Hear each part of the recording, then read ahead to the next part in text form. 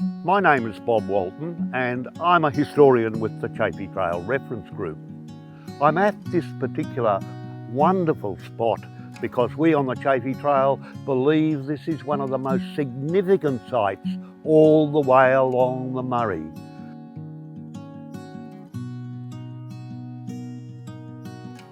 Firstly, in prehistory time, long before I was here of course, this place was under the sea. So this particular piece of the bank, which we call Mildura, meaning red rock, there is a reef of red rock sandstone from those times millions of years ago. And in that rock, as you'll see, fossils of ancient sea creatures. The first European to pass this point was Captain Charles Sturt and his party in a little whaling boat with a barge in tow on the 22nd of January 1830. And this area was one of the most heavily occupied First Nations areas, and so Sturt was the first really to have contact with the First Nations people.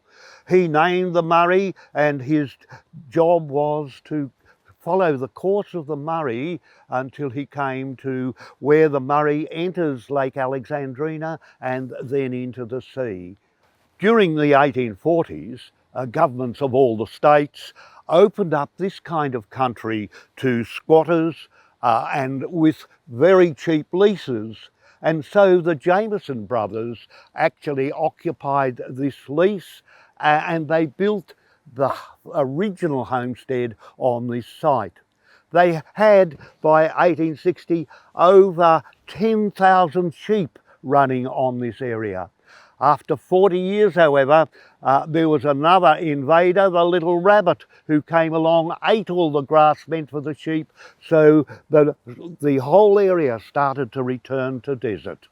Alfred Deakin, who was then a politician in the Victorian government, looked at all this wasteland, looked at the river and said, wow, he'd heard a little bit about irrigation. So he took a delegation from Victoria over to California, where the Chaffey brothers had actually reclaimed the Californian desert using irrigation techniques.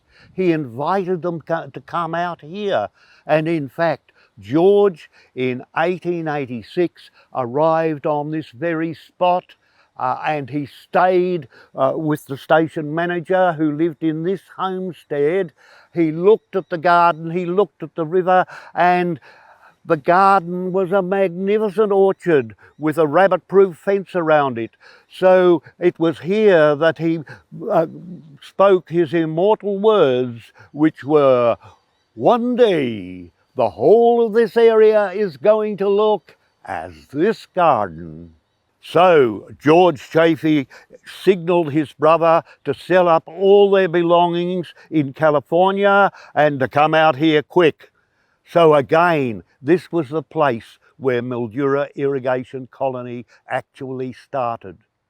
One of the main problems for the growers, though, was the regular supply of irrigation water, because the river was either in flood sometimes and very low other times. So in the 1920s, governments decided to put in a series of locks and weirs. Here we have Mildura Weir and Lock 11.